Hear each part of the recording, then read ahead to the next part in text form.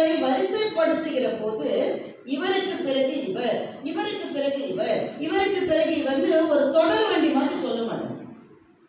இல்ல ஒரு இவருக்கு பிறகு இவர், இவருக்கு அடுத்தது இவர், ஒரு ஏணிப்படி மாதிரி சொல்ல மாட்டாங்க. ஒரு மாலையை போல அதை வடிவமைப்பார். உங்கள் கண் முன்னே பிரகாசமாக ரத்தினங்களால் ஒளி வீசுகிற ஒரு பெரிய மாலையை நினைத்துக் கொள்ளுங்கள்.